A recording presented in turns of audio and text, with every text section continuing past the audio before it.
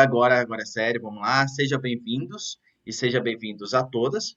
É, a gente já passou pela chamada República Populista e terminamos, na verdade, com aquela frase da ditadura, a questão de Chico Buarque. Nesta aula, eu irei utilizar o termo ditadura militar. Por quê, professor? Por causa que, se você for para federal, eles vão utilizar esse termo ditadura militar. Se você for para estadual, eles vão utilizar esse termo ditadura militar. Dificilmente o Enem vai tratar a questão desse período. No entanto, a gente poderia muito bem afirmar que nos novos livros, os livros que estão surgindo cada vez mais, eles estão utilizando, devido ao MEC, mudando o termo de ditadura militar para governo militar, ok? Então, é uma mudança que está acontecendo nesses últimos tempos dentro da visão historiográfica sobre governo militar. Então, mas, mesmo assim, iremos utilizar o termo governo militar, que é o mais comum, é o que a gente mais ouve falar e tudo mais. No diversos vestibulares, você vai ver sobre isso. Só lembrando uma coisa, pode ser que não caia no Enem, mas a chance de cair na federal, mas e principalmente na estadual, é muito grande. Lembrando que essas questões do lance do governo militar já caiu muitas vezes, não é um tema saturado. Por quê? Porque infelizmente a gente sabe que é pouca coisa. E juntei tudo, tentei pegar o que mais cai, tentei juntar para você, entregar para você um conteúdo que fale tudo que normalmente cai nessas provas. É claro que eu tive que deixar de lado algumas coisas. E eu sinceramente acredito que a gente, infelizmente, não vai terminar essa aula. Provavelmente a gente termine a ditadura militar, no entanto, a nova república não vai dar para ver. Provavelmente. Vamos ver como é que vai estar aqui o caminho. Beleza, mas só fazendo uma revisãozinha da aula passada, na aula passada a gente viu a República Populista, onde os governos eles buscam, eles são autoritários, no entanto eles buscam ali ajudar a população e tudo mais, fazer com que a população apoie eles. Foi um momento muito sério na nossa política. A gente tem o governo Dutra, que é totalmente entreguista, ele deixou a política, deixou os presidentes dos Estados Unidos encher o Brasil com a sua cultura. Depois vem o governo Vargas, que é mais nacionalista. O governo Vargas, ele tentou focar dentro da política nacional, o que obviamente gerou um descontentamento geral, e aí Carlos Lacerda lá, que fazia parte de uma área de um grupo que era muito mais entreguista, a gente chama entreguistas e nacionalistas, não sei se vocês lembram da aula passada, e chegou até um ponto que os militares estavam pressionando, os conservadores estavam pressionando, os liberais, todo mundo pressionando o Getúlio Vargas, o que ele faz? Ele se mata. E aí deixa uma carta totalmente emocionante, a qual a gente leu na aula passada. Beleza. Depois de Getúlio Vargas, a gente tem Café Filho bem ali que vai passar um momento breve da história, mas ele não vai ter grande relevância. A gente tem Juscelino Kubitschek, que era um cara que ele desenvolveu o Brasil. O lema dele, 50 anos em 5. Ele criou Brasília, criou a ideia de Brasília, então Brasília se tornou a capital do país. Só que nesse tempo houve um boom de corrupção e uma inflação extremamente galopante, tirando o fato do aumento da dívida externa. Depois de Juscelino Kubitschek, vem Jânio Quadros, um cara extremamente caricato, que falava que ia varrer a corrupção do país, varrer a burocracia, melhorar o país e tudo mais. O que aconteceu durante o governo dele? Ele flertou muito com os países de esquerda, né, como Cuba, China e União Soviética. Dentro de uma conjuntura de Guerra Fria, foi um problema lascado. A ponto de 6 meses depois, 8 meses depois, ele estava tão pressionado, o que ele faz? Ele manda o seu vice-presidente para a China, ou seja, manda o cara para longe, e aí ele vai e renuncia, porque ele acreditava que ninguém ia ficar, ninguém ia aceitar a renúncia dele, que as pessoas iam para a rua exigir que ele voltasse, e ele voltaria muito mais poderoso, muito mais forte. O que aconteceu? O parlamento, a Câmara de Deputados, vai aceitar a renúncia dele, automaticamente o João Goulart vai ser avisado que ele teria que voltar para o Brasil, e aí ninguém foi para as ruas exigir que Jânio Quadros voltasse para o poder. O que acontece? Ele vai e fica fora do governo. O João Goulart chega no Brasil depois da China, por causa do medo do comunismo, por causa que a chapa de Jânio Quadros e João Goulart era muito, muito esquerdista. Entra um período no Brasil chamado de parlamentarismo. O Brasil se torna uma república parlamentar. O que, desses 3 anos que teve a república parlamentar, foi razoavelmente legal, teve uma certa estabilidade, a democracia e tudo mais. No entanto, houve um plebiscito e os brasileiros decidiram voltar para uma república presidencialista. Isso no final do governo de João Goulart. João Goulart, então, como república presidencialista, ele afasta o Brasil dos Estados Unidos e aproxima de China, União Soviética e Cuba, gerando todo aquele transtorno, aquele governo. E aí você teve manifestações pró, contra ele, como uma manifestação muito forte foi a manifestação, a Marcha da Família com Deus pela Liberdade, por medo desse comunismo. Por causa desse medo desse comunismo, dia 31 de março de 1964, o João Goulart ele é obrigado a renunciar pelos militares. E no dia 1º de abril, os militares tomam Brasília e inicia a fase que a gente chama de ditadura militar no Brasil. E aí uma fotografia atrás de um cara desenhando, né, escrevendo abaixo da ditadura. Essa foto é extremamente famosa, mas é no final da ditadura que ela acontece devido a manifestações lá no governo de Figueiredo. A gente, em tese, tem 5 governos militares no Brasil, 5 presidentes militares no Brasil, todos eles eleitos democraticamente. A gente vai entender como é que vai funcionar essa ditadura e uma suposta democracia no Brasil. E no final eu quero que você também fale, existe, foi uma ditadura, não foi uma ditadura? Porque ditadura, pessoal, esse tema ainda está muito recente na nossa história. A gente tem avós, tem meu pai mesmo viveu na época da ditadura. Ele participou ali de certo modo, ele viu coisas acontecendo, mas aí você tem pessoas que viveu essa época que é totalmente contra essa época e pessoas que viveram que falam que é legal. Tem pessoas hoje que vão na rua pedindo intervenção militar no Brasil. Mas o que é intervenção militar? Como que isso ocorreu? Será que foi ruim? Será que foi bom? Muita gente fala, mas o governo militar, na verdade, ele era totalmente democrático. Essa democracia, ela funcionava, ela era real, e isso que a gente vai ver. Lembrando que isso é o que normalmente cai nas provas. Vocês podem ter certeza que eu não coloquei, e sempre eu gosto muito de falar isso nas aulas, porque normalmente os alunos falam, poxa, o professor é doutrinador. Gente, eu não estou doutrinando ninguém. Eu estou aqui falando que normalmente cai nos vestibulares. Combinado? E aí, se você quer acreditar se é ditadura, se é governo, se é revolução de 64, fique à vontade, aí é uma opinião sua, mas tenha cuidado para sua opinião não interferir na hora de responder uma prova, caso caia esse assunto. Ok.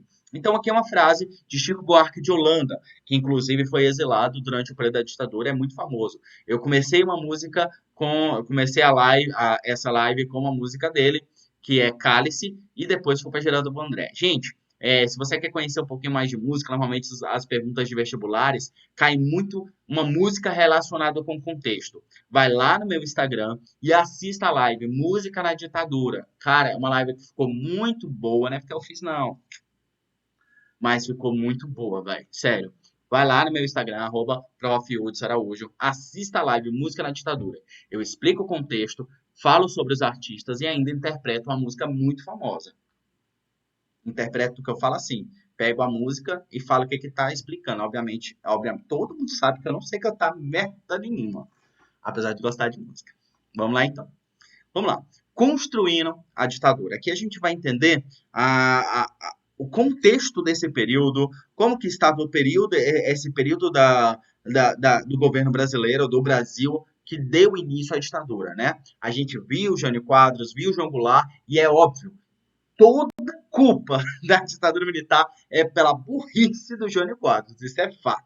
Isso aí não tem como falar, quem foi o burro? Foi Jânio Quadros. Porque se Jânio Quadros tivesse enunciado, né, ele poderia até ter feito bosta nenhuma. Beleza. Mas se ele não tivesse enunciado, provavelmente a ditadura militar não teria acontecido no Brasil. Mas a história não trabalha com si, trabalha com o que aconteceu. Ele renunciou, sobe João Goulart, que era mais doido ainda, e fez toda a merda. Vamos lá, crise política. A saída de Jânio Quadros em 1971, somada aos posicionamentos do governo de Jango, essa crise política gerada por Jânio e Jango trouxe toda ali a base para que a população fosse para a rua e pedisse uma intervenção militar. deu toda a base para os militares se sentirem na razão de subir no poder, de tomar o governo e criar um governo militar. Setores conservadores aliados dos militares deram início à campanha de desestabilização do governo. Normalmente, ela é tratada dessa forma, que esses militares e aliados esses militares e grupos conservadores, eles começaram a articular e a criar-se uma propaganda, uma ideia de medo, uma ideia de que os comunistas estavam entrando no país, a gente precisa fazer alguma coisa, a gente precisa combater isso, essa ideia de comunismo o tempo todo. Ah, os comunistas estão vindo, a gente precisa fortalecer, a gente precisa abrir mão de certas liberdades que foram conquistadas durante o poder, durante a República populista. Vamos abrir mão e abrir mão das nossas liberdades a favor de uma segurança. A ideia principal de um governo da forma que foi feito no Brasil foi exatamente essa. As pessoas não foram para ruas pedindo tortura, obviamente não foi, gente. Só que eles acreditavam que os militares no poder, a abrir mão de sua liberdade, inclusive uma liberdade democrática, de voto e tudo mais, isso favorecia porque traria a segurança para o país. Beleza. Por que normalmente a gente utiliza o termo golpe? Golpe, igual a gente viu quando viu Getúlio Vargas, a gente discutiu isso. Golpe é o que não é, o que toma o poder sem uma forma constitucional, sem a forma da lei, sem uma forma democrática. Os militares fizeram isso? Fizeram. De fato, eles subiram no poder sem eleição. Logo, não foi democracia. Isso se chama golpe. Então, foi um golpe. De fato, foi um golpe. Alguns falam revolução. Revolução de 64. Podemos afirmar que foi revolução? Qual que foi a revolução de 64? As instituições e os poderes ainda continuaram as mesmas. A única diferença é que concentração de poder na mão do executivo. E aí você tem duas visões diferentes. As reformas de base foram duramente combatidas pela elite. Vocês lembram as reformas de base do Jango? As reformas de base, por exemplo, fazia reforma agrária, favorecia essa classe política. Era essa reforma de base, basicamente, era uma reforma de base bastante da esquerda, principalmente essa esquerda comunista, parecendo com a China, parecida com a União Soviética e parecida com Cuba. Era muito próximo. No dia 31 de março de 1964, o golpe militar derrubou o Jango, obrigando o Jango a renunciar. E no dia 1º, eles tomam a Brasília. Normalmente, você tem essas duas datas. Tem gente que quando vai é lembrada tanto o 31 de março quanto o 1º de abril. A partir do golpe, os militares passaram a desmobilizar qualquer foco de luta popular.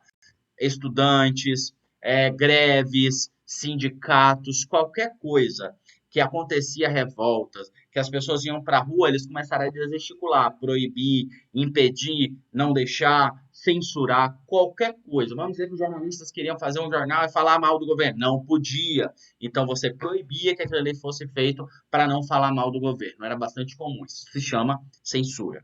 As organizações trabalhistas como o CGT, as organizações estudantis como a UNE, as ligas camponesas e movimentos de base da Igreja Católica passaram a ser duramente reprimidos e perseguidos e reprimidos. Então, grupos como a UNE, que é a União Nacional dos Estudantes, organizações trabalhistas e até mesmo religiosos foram perseguidos durante a ditadura. Qualquer um que parecesse, que falasse alguma coisa parecida com o comunismo, dentro de uma visão de comunismo a qual eles tinham. Então o cara falava bem assim, eu acho assim que militares não tem que estar no governo, não, é comunista, saca essas ideias. Então qualquer um que fosse contra o que o governo falasse. Então, e aí cria-se, por exemplo, a gente vai ver direto falar a palavra subversivo. É muito comum dentro dessa conjuntura política militar, qualquer um que fosse contra o governo era chamado de subversivo, que é subverter a ordem, tá ligado? Era contra a ordem estabelecida e queria subverter a ordem. Então era chamada de subversivo. Não falava assim, comunista de merda. Não. Falava assim, subversivo. Então, se você, por exemplo, eu sou a favor que a mulher seja livre, subversivo. Eu sou a favor. E aí, cara, muita gente nem era comunista. Muita gente, na maioria, não era comunista no Brasil e foi preso durante esse período. Mas a gente vai ver que tinha, sim, comunista que pegou arma, matava, sequestrava e tudo mais. Essa galera aí, foda. Vamos lá. Vamos lá para as fontes históricas, né? A disposição norte-americana de cooperar com os conspiradores, no entanto, iria muito além de transferência de dólares. No mesmo dia em que o movimento militar foi deflagrado, o governo dos Estados Unidos deu sinal verde para a oposição Brother Sam, uma resposta ao pedido de apoio logístico feito pela embaixada nos Estados Unidos. A operação consistia no envio de uma esquadra liderada pelos porta-aviões Forrestal, que contava com destroyers de apoio e petroleiro para abastecimento de tropas rebeldes. Além disso, preparavam-se aviões para transportar para o Brasil mais de 100 toneladas de armas e munição. Era um plano de contingência. Seria colocado em prática o caso de resistência capaz de levar a uma guerra civil. A esquadra zarpou dos Estados Unidos no dia 1º de abril, mas nunca se aproximou de qualquer porto brasileiro. Quanto aos porta-aviões, jamais decolaram. A missão foi abortada por desnecessária. Por quê? Porque quando os militares subiram ao poder, não houve revolta. Mais doido, né?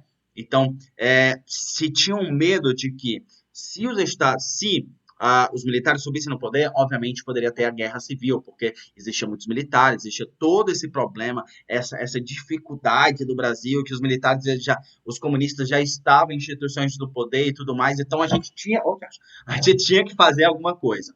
Quando os militares sobem no poder, cri, cri, cri. Nada foi feito. Ninguém falou nada e todo mundo aceitou. Ok? Todo mundo, entre aspas. Até porque se acreditava que os militares não ficariam no poder por muito tempo. Se falava que militares ficariam no poder por um ano, um mês, uma semana, apenas para estabelecer uma nova forma de governo e convocar novas eleições. Ocorreu?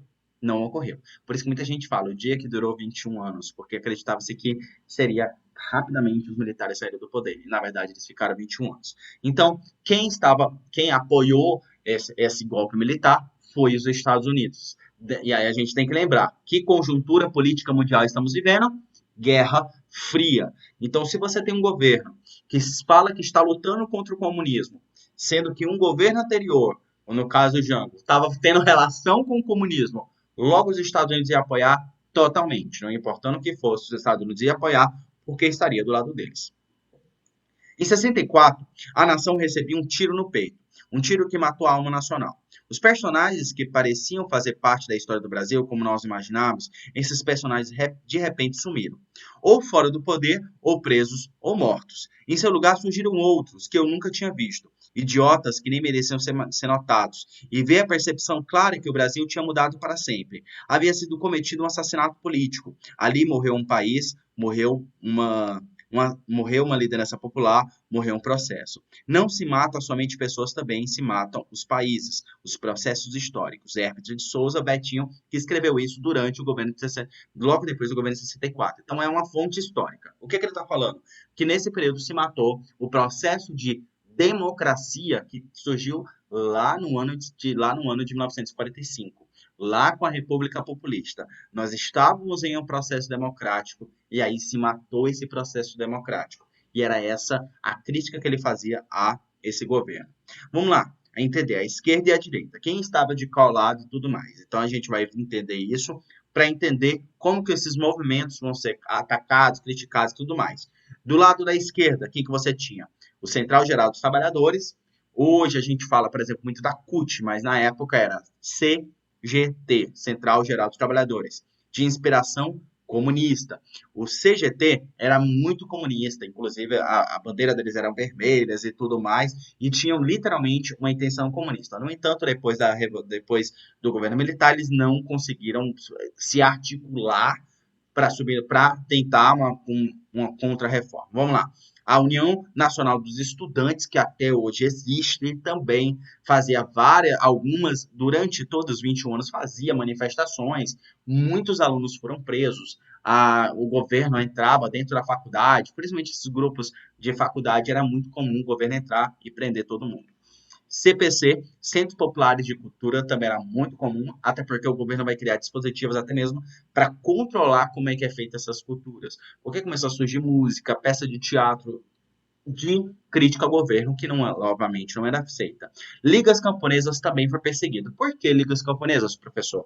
Porque a gente tem que lembrar como que os comunistas tomaram poder, tanto em Cuba, quanto na China, quanto na União Soviética. Graças a ligas camponesas, a grupos camponeses que, em revolta, iram lá compraram a ideia de socialismo, marxismo, e foram lá e lutaram para fazer suas revoluções nesses países. Então, se nos outros países tinham sido as ligas camponesas, tudo que for de ligas camponesas vai ser atacado no Brasil. Quem fazia parte da chamada grupos de direita? IPES, Instituição Nacional de Pesquisas Sociais. Então, esses grupos, ou seja, o IPES é até hoje do governo, é muito comum. Eles faziam, a cúpula deles eram de pessoas da direita.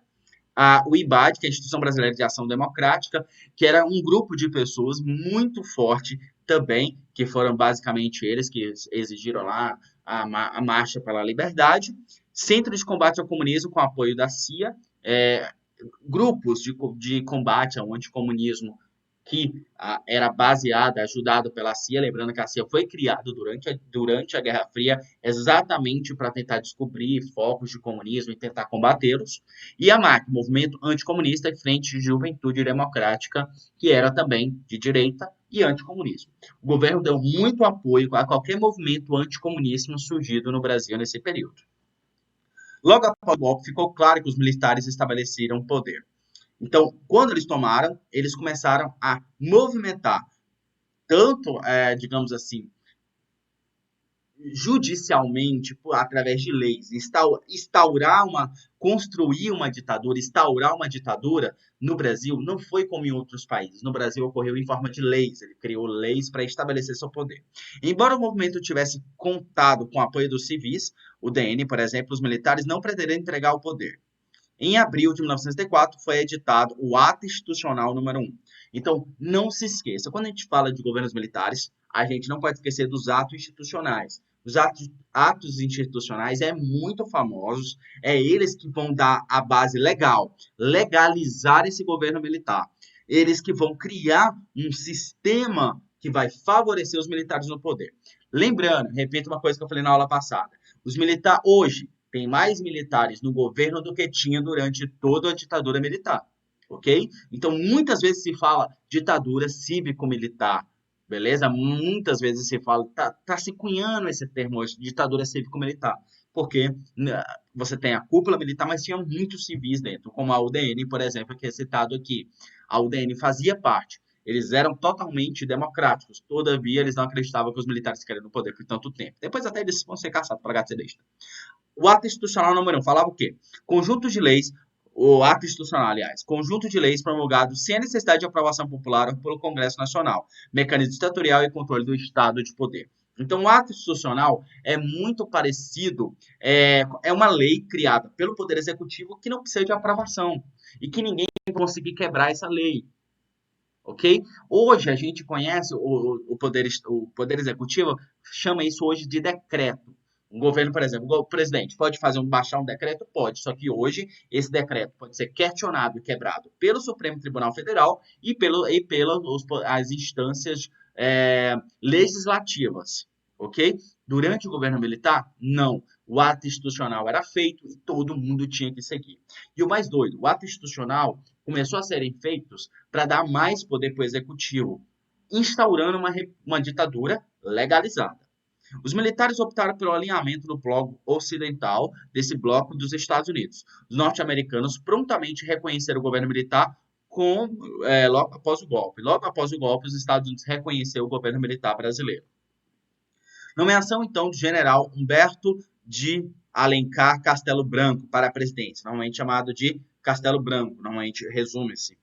As instituições estaduais e federais seriam mantidas. Então, ainda era mantido as constituições dos estados e o sistema federativo do Brasil estava ainda mantido. Por isso que a gente quase não fala de revolução. A eleição do presidente e vice-presidente passaria a ser efetuada pelo Congresso Nacional. Então, a partir desse ato institucional número 1, o presidente não seria escolhido de forma direta. Seriam os parlamentares que escolheriam um presidente. Esse presidente iria governar, ok? Tanto o presidente quanto o vice. Então, era forma indireta. Então, a galera votava nos deputados, os deputados votavam no presidente.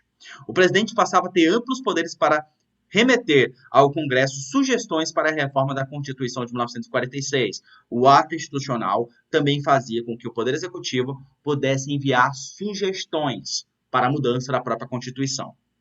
As investigações contra crimes contra o Estado ou a ordem pública, política e social poderiam ser instauradas contra indivíduos ou coletivamente. Então, qualquer indivíduo, qualquer coletivo passaria para que provavelmente era subversivo, era contra o Estado, contra o governo, começava a se tornar criminoso e possível de investigação, ok? Os comandantes chefes das Forças Armadas que assinaram o ato institucional número 1 poderiam cassar direitos políticos pelo prazo de 10 anos e anular mandatos legislativos. Então, por exemplo, um deputado ou um vereador começou a falar contra o governo ou está fazendo coisas que parecem com o comunismo, o governo executivo, o governo federal, poderia cassar o mandato dele por até 10 anos. E ele perderia seu mandato por 10 anos e passaria a se tornar um criminoso do Estado. Olha aí, Folha de São Paulo, do ano de 1974, Petrobras sem nenhum comunista. Limpeza. Porque quando os militares subiram no poder, a ideia era limpar o Brasil, fazer um expurga, digamos assim, de comunistas. Então, a primeira era a Petrobras, essa grande estatal criada durante o governo Vargas, era foco de comunistas. A gente tem que lembrar que isso pode fazer uma relação muito grande com o Petrolão durante o governo Dilma. Tá até nos slides eu para mostrar para vocês. O Petrolão, durante o governo Dilma, falava-se que era cheio de comunista e estava lá, estava tendo vários problemas dentro da Petrobras de pessoas alinhadas ao comunismo. Isso durante o governo Dilma.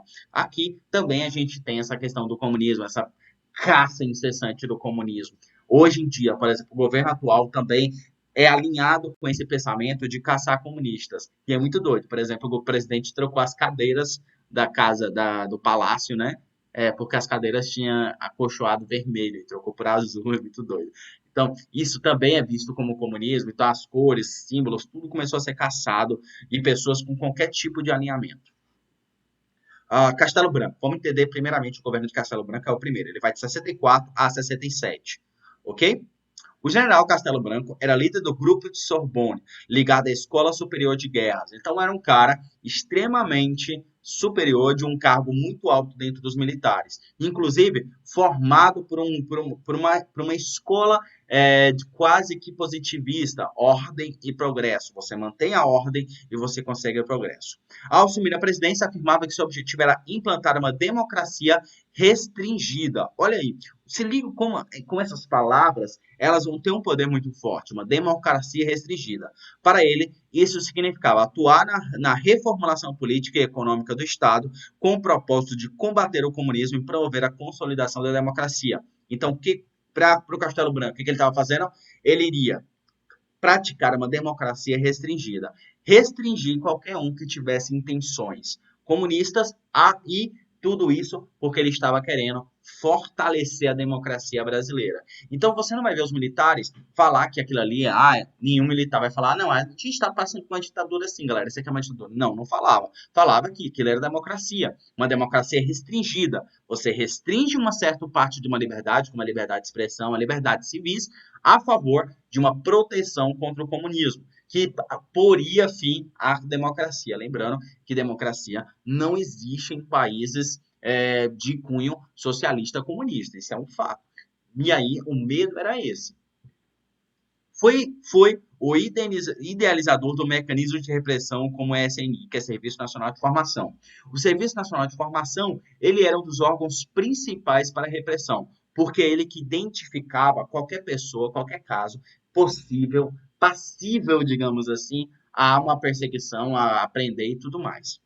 Castelo Branco promoveu prisões arbitrárias e iniciou perseguições políticas e tortura a seus opositores do regime, embora ainda tivesse em vigor o habeas corpus. Alguém sabe o que é habeas corpus? Habeas corpus é um mecanismo jurídico a qual a pessoa recebe uma proteção. Ele pode receber um habeas corpus. Muita gente fala, então ele está livre da prisão. O que é, na verdade, o habeas corpus? É você poder chamar a proteção de alguém. Ok? Você é preso, então você solicita um habeas corpus. O que é um habeas corpus? Uma segunda instituição jurídica pode te ajudar, te tirar da prisão ou, por exemplo, te dar uma proteção maior, caso necessite. Então, mais Castelo Branco iniciou esse processo de tortura, de perseguições políticas, perseguições a seus opositores. Lideranças sindicais e camponesas foram mortas e desapareceram. Governadores eleitos perderam seus mandatos. Lembrando que o governo poderia governador fulano, ele é comunista, então vamos prender ele e acabar com os direitos políticos dele. Era muito comum. Lideranças sindicais, obviamente, os sindicatos, mesmo criados por Getúlio Vargas, eles tinham cunhos comunistas, então eles foram, obviamente, perseguidos. Durante essa época, pessoal, morria-se muita gente de forma misteriosa, ninguém sabia, ninguém ouvia falar, fulano desapareceu, beleza, vamos ficar de boa. Entre os primeiros caçados do governo constavam João Goulart, obviamente, né? João Goulart, Jânio Quadros, Miguel Arias, Leonel Brizola. Leonel Brizola, inclusive, ela é muito famosa, até morreu esses dias aí, foi perseguido. Luiz Carlos Prestes, que já era famoso desde Getúlio Vargas, por causa da coluna Prestes, lembrando. Celso Furtado, Darcy Ribeiro. Darcy Ribeiro também é um nome muito famoso da política durante esse governo. Inclusive, Darcy Ribeiro, ele se dizia anticomunista, mas foi perseguido. Em 1966, a oposição saiu vitoriosa nas eleições estaduais de Minas Gerais e Rio de Janeiro. Ou seja, no ano de 66, nas eleições de 66, Rio de Janeiro e Minas Gerais conseguiram colocar, elegeram tá certo, né? Conseguiram colocar no governo pessoas contrárias, oposições ao governo militar. Foi aí que Castelo Branco redigiu o Ato Institucional número 2. O Ato Institucional número 2 acabava com o pluripartidarismo e criava, então, o do partidarismo. Vamos lá. O Ato Institucional número 2 colocava fim a todos os partidos políticos existentes, fechava todos, e autorizava a formação de apenas 2 legendas. O Arena, que era a Aliança Renovadora Nacional, do lado do governo, então a Arena era governo, digamos assim, e o MDB, Movimento Democrático Brasileiro, que em tese seria oposição. Então o governo militar, com certeza, deu espaço para governistas e para oposição. No entanto, a gente tem que lembrar, é uma oposição. Em tese é oposição. Todavia, se você falar contra o governo, você poderia ser acusado de comunismo, mas você perdia seu cargo político. Tá ligado? Como é que era esse dispositivo? Então você poderia ser oposição. No entanto, se você falasse contra o governo, começasse a criticar o governo, você era tido como comunista, subversivo e poderia perder seus direitos políticos. A reação popular contra a arbitrariedade foi imediata. Nas ruas, renasceram movimentos estudantil, movimentos e passeatas tomaram conta dos centros urbanos. O governo respondeu com violência e truculência, começou a gesticular, a jogar bomba e começou a acusar aquelas pessoas que estavam ali no movimento, que encabeçavam essas passeatas, esses movimentos, esses movimentos, as pessoas que encabeçavam foram tidas como terroristas. E, obviamente, terrorista, obviamente, é crime, começava a ser caçado. Lembrando que o mais doido, né? Devido às manifestações de 2000... Gente, eu tô dando spoiler do que vai vir. Mas devido às manifestações de 2013, a presidente Dilma também fez isso. Começou a colocar qualquer pessoa que se revoltasse ou que encabeçava passeatas e tudo mais como terroristas. Então, manifestantes eram terroristas. Quem fez isso foi Castelo Branco. Castelo Branco colocou manifestantes, principalmente os cabeças, como terroristas e passivamente a serem presos. O Arena, Aliança Renovação Nacional, era o partido do governo. Estavam ali todos os políticos de direita que apoiavam descaradamente a ditadura. Esses políticos que eram a favor do governo militar. De onde vinham? Basicamente da UDN, mas também um bando de gente do PSD, do antigo PSD, e o PSP de Adhemar de Barros. E por incrível que pareça, muitos da velha guarda integralista apoiavam o regime militar e tudo que eles faziam. Era aquela galera que não falava nada, porque, obviamente, estavam recebendo para quê? Uma música da Elis Regina, que é muito famosa, que é o Bêbado Equilibrista. Bêbado Equilibrista. Ela fala, obviamente, totalmente de forma completamente, digamos assim, escondida. Ela fala dessa questão de corrupção dentro do governo militar, que era muito forte. Quem estava a favor recebia mais dinheiro do que quem não estava. Isso é parecido até hoje em dia, né? O MDB, Movimento Democrático Brasileiro, era o partido de oposição consentida. Olha aí, oposição consentida. A ditadura, querendo uma imagem de democracia, permitia a existência de um partido levemente contrário, contanto que ninguém fizesse uma oposição muito forte. O MDB era formado pelos que sobraram dos cassações, o pessoal do PTB, alguns do PSD. No começo, a oposição era muito tímida. Nos anos 70, porém, o MDB conseguiu votações cada vez maiores para deputados e senadores. Então, seus políticos, muitos eram novos valores surgidos na década, eram pessoas mais novas, começaram a fazer uma oposição importante ao regime, capitaneados pela figura do deputado paulista Ulisses Guimarães, que é muito famoso.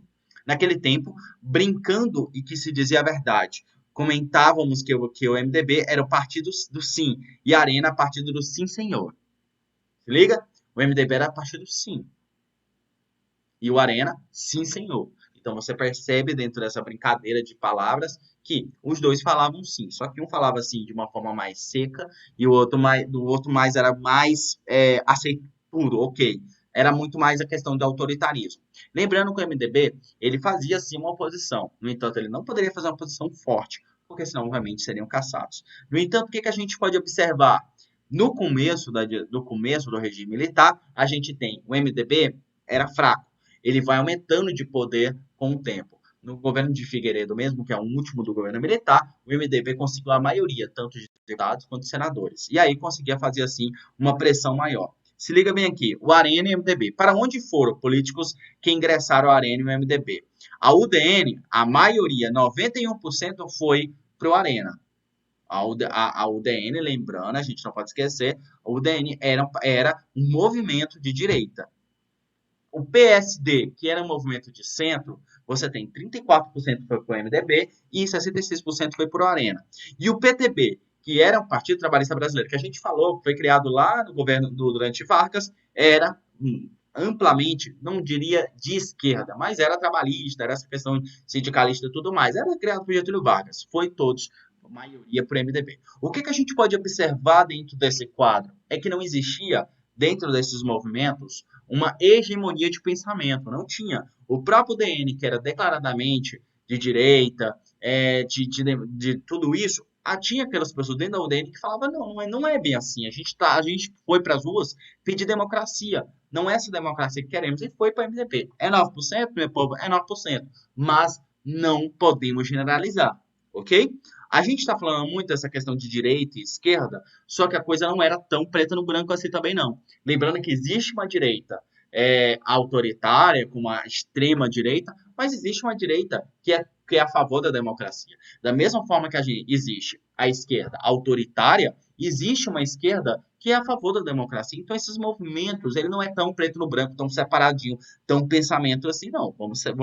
Não vamos bipolarizar ou não vamos, digamos assim, criar uma ideia maniqueísta de bem e mal. Não existia isso.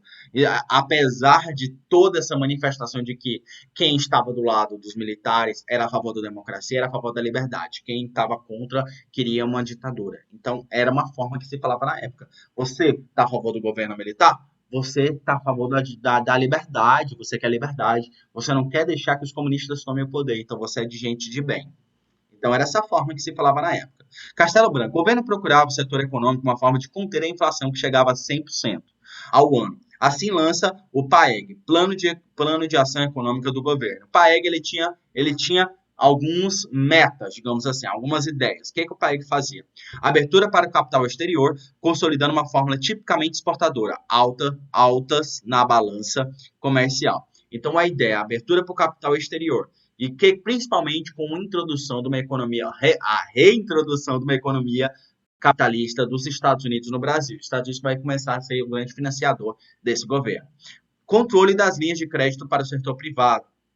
Ao mesmo tempo que se abria para o comércio exterior, controlava de certo modo ali, não deixando acontecer o que aconteceu em 29 nos Estados Unidos, com a quebra da Bolsa de Valores, que os Estados Unidos deu crédito para todo mundo. Não, no Brasil começou a controlar o crédito. O governo ainda estava ali no controle. Redução de gastos públicos foi muito comum. Começou a cortar cargos públicos, começou a cortar gastos em setores que não gastavam, setores que eles achavam que não era relevante, começou a cortar gastos. Esse controle de gastos, contenção dos salários, fim da estabilidade de 10 anos do funcionarismo público, você na época, virar funcionário público, você tinha 10 anos que não poderia ser demitido, não poderia, estava protegido. Os militares quebraram isso. contenção de salários e o congelamento de salários. Hoje o salário aumenta todo ano. Nessa época, não. O salário poderia ficar um mês por ano. E a criação do Fundo de Garantia do FGTS, Fundo de Garantia de Trabalho Social. Esse Fundo de Garantia era, você paga todo mês durante o seu trabalho e esse dinheiro vai para o governo.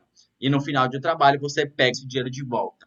Isso é muito comum dentro. Foi os militares que criaram o FGTS, é uma das coisas que você olhando, é legal. No entanto, o FGTS a gente tem que lembrar que ele é utilizado pelo governo. É um dinheiro que você deposita pro governo.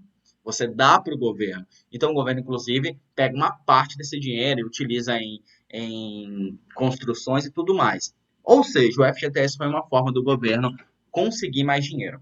O FGTS faz girar os financiamentos do Banco Nacional. Então, o FGTS começou a fazer girar essa economia e fazer o governo conseguir mais dinheiro. Revogação da Lei de Remessa de Lucros, editada em 1902, do governo João Goulart. Essa Lei de Remessa de Lucros controlava os lucros no Brasil. E aí foi revogada, inclusive, essa lei era tida como uma lei comunista, foi revogada pelos militares.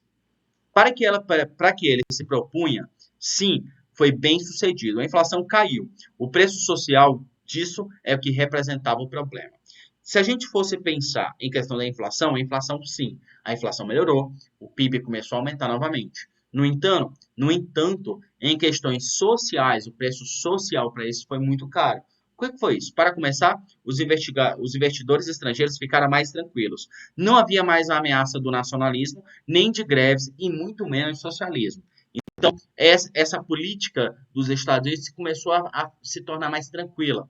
Você não tinha greves, porque não podia fazer greves. Você não tinha, digamos assim, um nacionalismo. Você não tinha, o governo não tinha o perigo do governo estatizar uma empresa sua. Não tinha esse perigo. E, obviamente, socialismo que também seria um problema para esse mercado capitalista estrangeiro. O novo governo tinha eliminado as restrições de capital estrangeiro. Todo governo, inclusive, principalmente o Getúlio Vargas, criou esse controle de investimento estrangeiro no país. Durante o regime militar, não havia ninguém. Todo mundo poderia vir para cá e investir no Brasil. O FMI, feliz com o Brasil militar, também emprestou dinheiro. E nós vimos que a ajuda do FMI era uma espécie de garantia para os outros banqueiros confiassem no país. Então, o FMI, percebendo, lembrando que o FMI era uma instituição controlada pelos Estados Unidos, como é controlada até hoje. Os Estados Unidos e a União Europeia hoje em dia, né? Ele percebeu que o Brasil não tinha nenhum risco de se tornar comunista então. Então ele começa a investir dinheiro no Brasil, emprestar dinheiro para o Brasil. O FMI emprestando dinheiro para o Brasil, outros bancos, outras instituições financeiras também iriam emprestar. Fim da luta de classe pela via do aniquilamento da representatividade trabalhista. Então, começa a se criar quem quisesse greve, quem lutasse por melhoria de emprego, era tido como, você está criticando o governo. Então, eles começam a criar uma crítica em cima desses trabalhistas que queriam melhorias de emprego. Quer dizer, então, que a ditadura consegue estabilidade? Sim, essa pequena necessita de outras. Aqui, o tipo de estabilidade estamos falando. Quando examinamos as estatísticas econômicas, percebemos que a estabilidade teve o preço, o aumento e a exploração da força de trabalho. Vamos olhar esses dados daqui a pouco. Beleza. Com isso, criando-se toda a questão econômica, ajuda financeira e tudo mais, os governos mundiais desse bloco capitalista dos Estados Unidos começam a confiar mais no Brasil. A Instituição de 1946 sofreu reformas por meio do Ato Institucional 3 e 4. O Ato Institucional 3 e 4 foi essas sugestões do governo executivo que mudava alguns casos da Constituição. O Ato Institucional número 3 estabeleceu eleições indiretas para os governadores e prefeitos de cidades consideradas de segurança nacional. Por exemplo, foi nesse período que se cria o território de Roraima, nesse processo. Por quê? Porque essa ponta da Amazônia era tida como estratégico da segurança nacional, já que estávamos ligados tanto à Guiana, que na época estava passando por um processo de partidos comunistas, e à Venezuela. A Venezuela estava muito antenada com os Estados Unidos, mas o principal problema era a Guiana. E aí se cria o território federal de Roraima, aqui nessa região, que depois se tornaria um estado. A Constituição de 1967 aumentou o poder do executivo e limitou as autonomias dos estados. Então, em 67, a Constituição de 1946 sofreu várias mudanças. criando, assim, praticamente uma nova Constituição de 67, totalmente antenada dentro dos interesses dos poderes executivos, no caso principalmente dos militares. Foram publicadas as severas Lei de Imprensa e a Lei de Segurança Nacional, destinada a facilitar a atuação dos órgãos de segurança do Estado, aparelhos de repressão contra os inimigos internos. Então, a Lei da Imprensa é a lei de controle da imprensa. O que se fala em imprensa? É tudo que for produzido pela imprensa teria que passar pelo aval do governo, desses órgãos de controle da informação. E a Lei de Segurança Nacional era a lei que dava ao Poder Executivo fazer qualquer coisa desde que fizesse parte da segurança nacional. Então, vai se criar territórios, como Roraima foi criado, vai se criar alguns dispositivos de controle dos seus limites, de controles internos, porque se diz muita questão. O nosso problema não é a China, não é só a China, não é só a União Soviética, o problema também é interno, porque temos problemas internos. E aí você pensa um país gigante como o Brasil. A ideia era trazer a segurança como principal instituição, beleza? Em 1966, teve início o processo de sucessão presidencial, já que Castelo Branco, em tese, terminaria o seu mandato.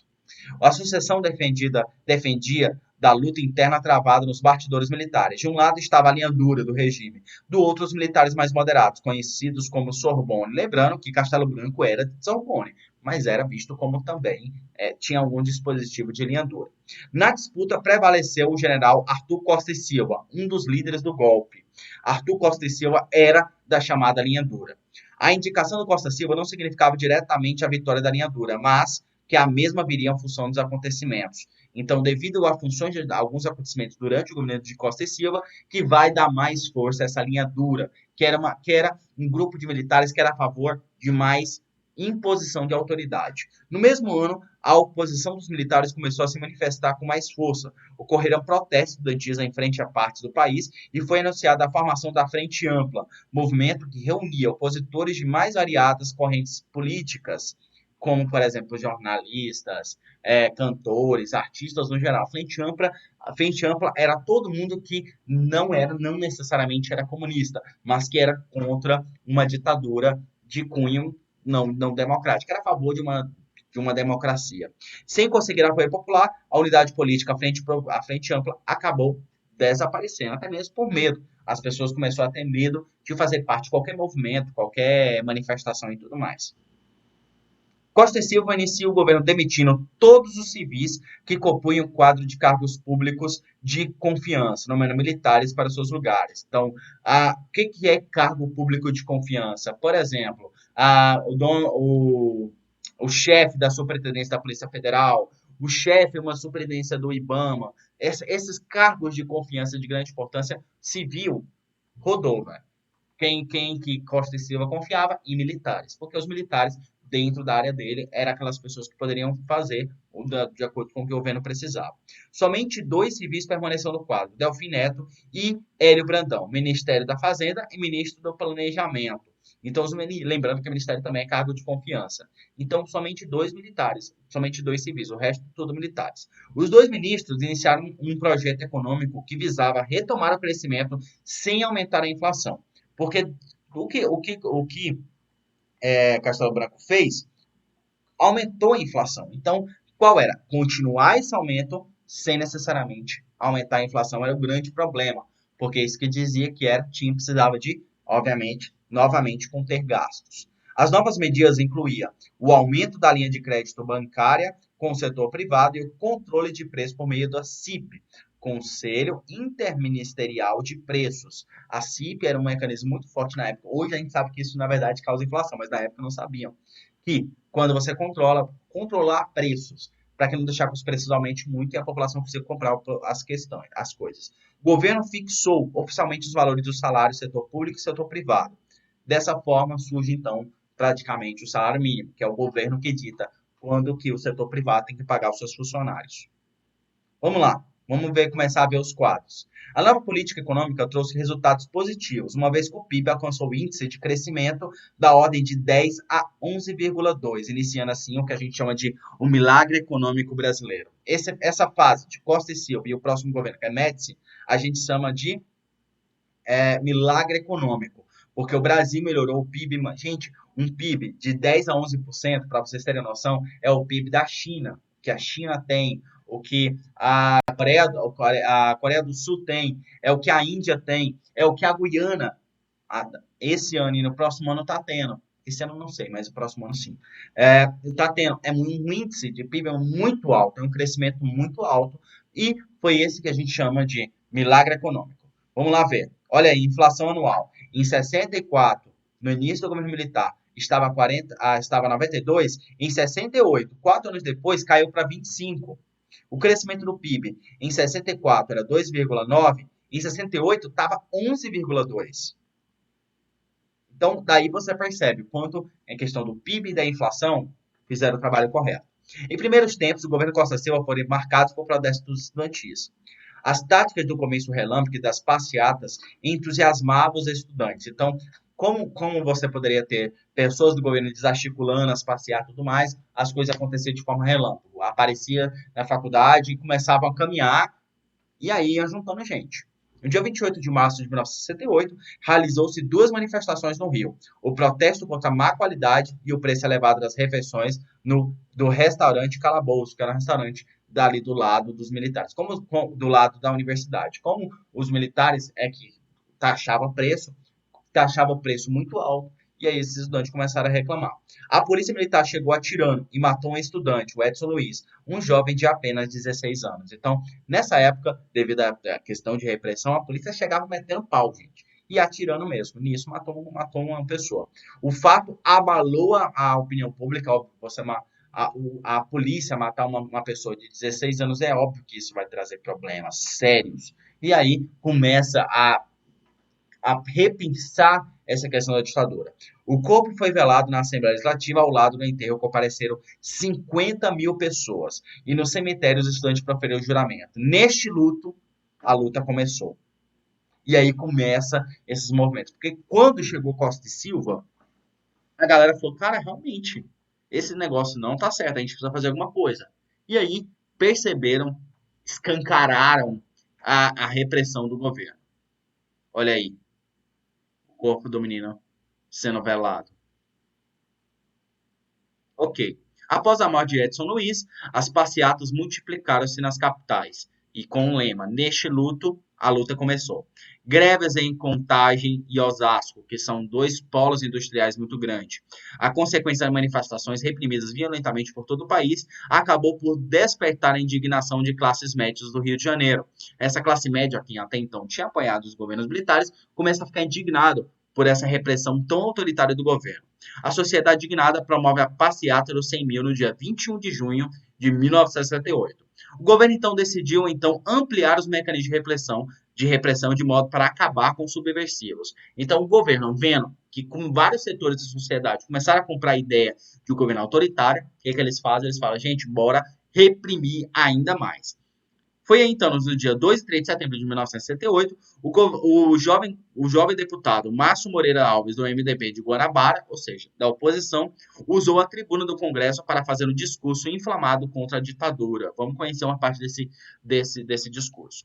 Uma vez que no Brasil de hoje, torturar presos inermes parece ser motivo de promoção da outorga honraria e glória da carreira militar, pergunto, quando pararão de as tropas de metralhar a rua o povo? Quando uma bota arrebentando uma porta do laboratório deixará de ser a proposta das reformas universitárias do governo? Quando não será o exército um vale-acolto, um refúgio de torturadores?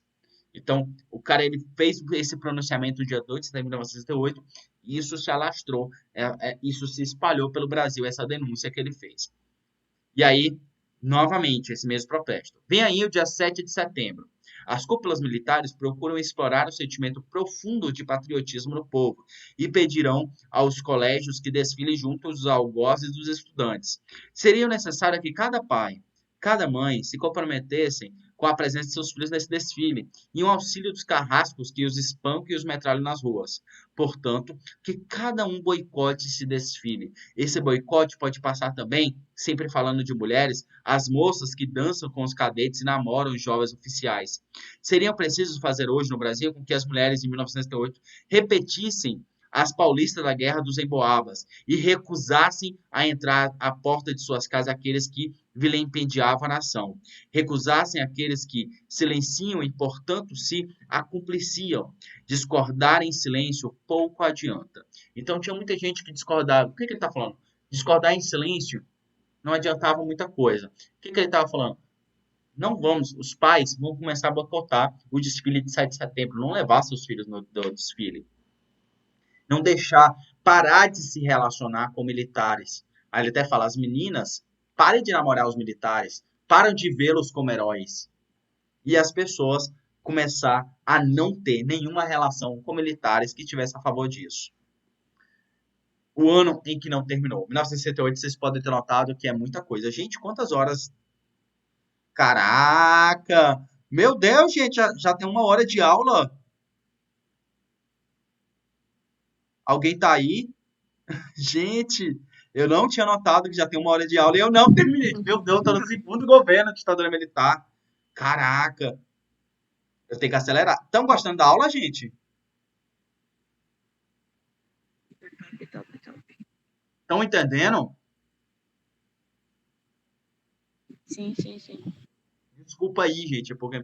Bom, eu deixo só ter, pelo menos terminar o governo de Costa e Silva, beleza? Aí a gente passa para a próxima aula. Ou seja, essa aula vai ter mais aulas, beleza? Esse tema a gente vai estender um pouquinho mais. Pode ser? Pode, pode. Beleza. Eu prefiro, gente, é aquela parada. Eu prefiro pecar por excesso do que pecar por não falar. Então é muito comum eles citarem nos vestibulares. O que eu falo, vocês podem ter certeza. O que eu coloquei aqui é o que cai nos vestibulares. Vamos lá, então. Deixa eu terminar o governo de Costa e Silva. A Procurador-Geral da República encaminhou o discurso dos quartéis. Os oficiais, indignados, afirmam que Moreira Alves havia praticado atentado contra a ordem política. Então o Moreira Alves começou a ser visto como, ó, literalmente, comunista, começou a ser visto como terrorista e tudo mais. O governo encaminha para o Congresso um pedido para processar Moreira Alves, porque ele falou contra o governo e estava incitando ódio contra o governo.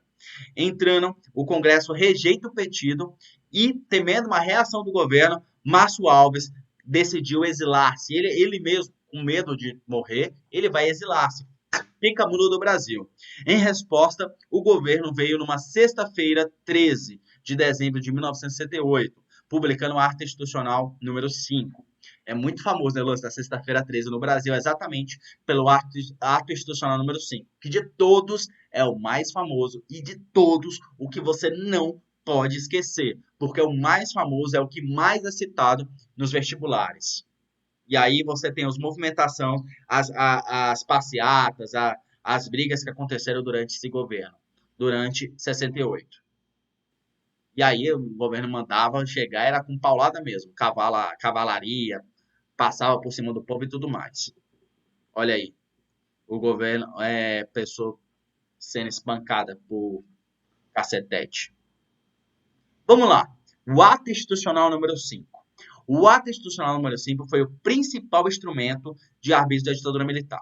Por quê? Moreira Alves escancarou a ditadura. Então, a ideia era não deixar que isso acontecesse novamente. Então, o ato institucional número 5 era impedir qualquer manifestação contrária ao governo.